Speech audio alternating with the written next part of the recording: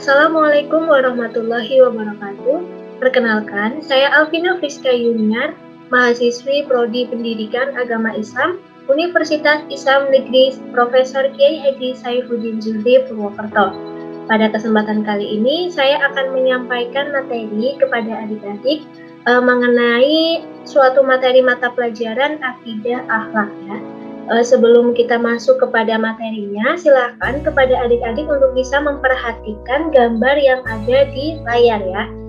Saya akan menjelaskan apa maksud dari gambar yang ada di layar ini. Jadi sama-sama kita lihat ya, terdapat banyak orang yang sedang membersihkan bekas kebakaran.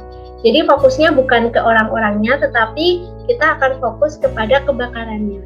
Apa sih kaitannya dengan materi yang akan saya sampaikan? Ya, jadi kebakaran ini kan merupakan salah satu ketetapan Allah Subhanahu wa Ta'ala. Jadi di tempat itu Allah sudah menetapkan akan terjadi suatu kebakaran. Ya, ketetapan ini berkaitan dengan materi yang akan saya sampaikan, yaitu qada dan qadar Allah Subhanahu wa Ta'ala. Ya, nanti di dalam materi qada dan qadar ini kita akan menjumpai beberapa cakupan materi. Di antaranya ada 5 cakupan materi. Yang pertama ada kita akan mempelajari mengenai pengertian qada dan qadar. Selanjutnya kita akan mengetahui juga dalil tentang qada dan qadar itu sendiri. Kemudian nanti kita akan belajar juga mengenai macam-macam takdir. Ya, kemudian kita akan mempelajari juga mengenai contoh-contoh qada dan qadar, dan yang terakhir kita akan mempelajari tentang perilaku beriman kepada qada dan qadar.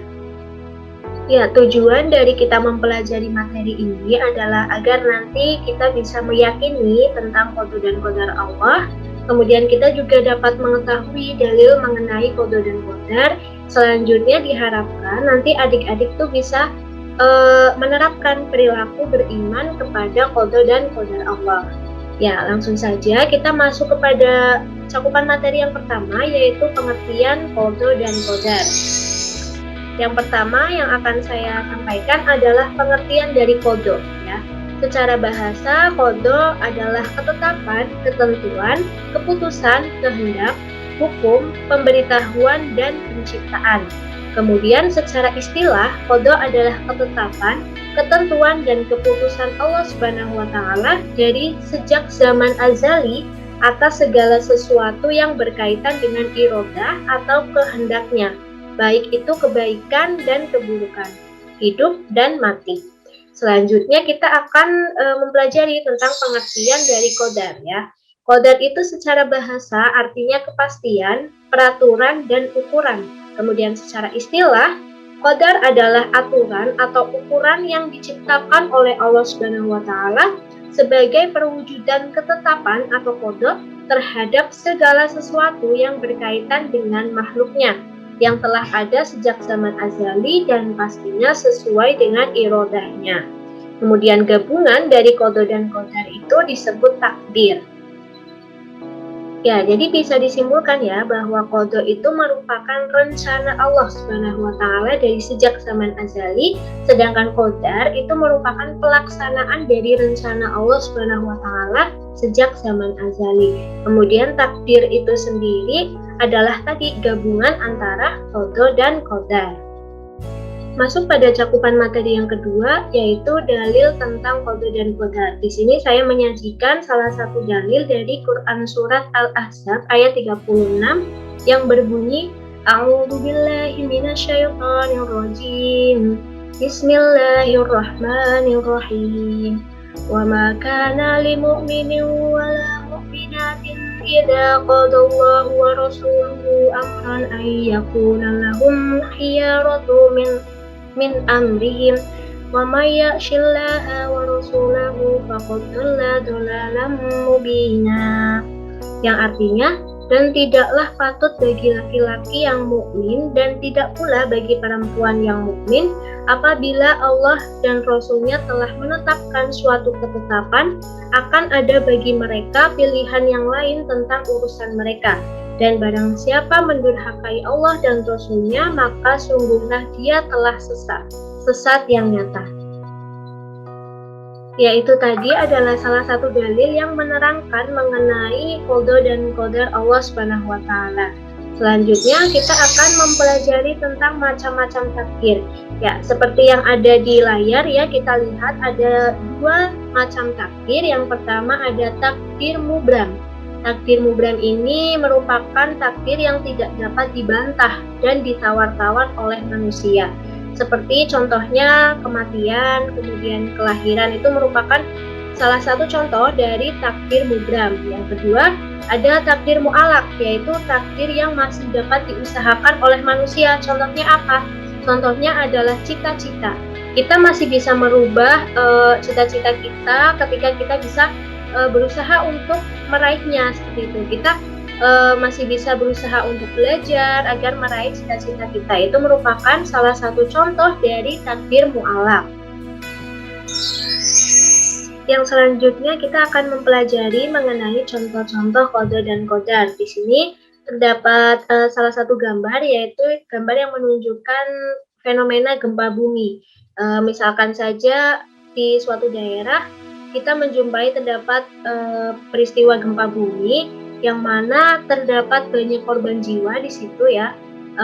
Misalkan ada salah satu kakek tua yang ada di rumahnya dalam situasi rumah yang masih aman, tidak runtuh, tidak seperti rumah-rumah yang lain, dan kakek itu terselamatkan, sedangkan anak-anak muda yang masih umur-umur belasan tahun itu meninggal karena tertimpa reruntuhan bangunan. Nah, itu merupakan salah satu contoh dari qada dan qadar Allah. Sudah ditetapkan bahwa kakek tersebut tadi terselamatkan dari peristiwa gempa bumi. Selain dari contoh yang sudah saya jelaskan tadi mengenai gempa bumi sebagai salah satu contoh dari qada dan qadar, ada juga contoh lain, yaitu kelahiran, kemudian kematian, ada juga kelaparan. Dan adik-adik bisa mencari contoh-contoh yang lain lagi. Selanjutnya mengenai perilaku orang yang beriman kepada qada dan qadar Allah.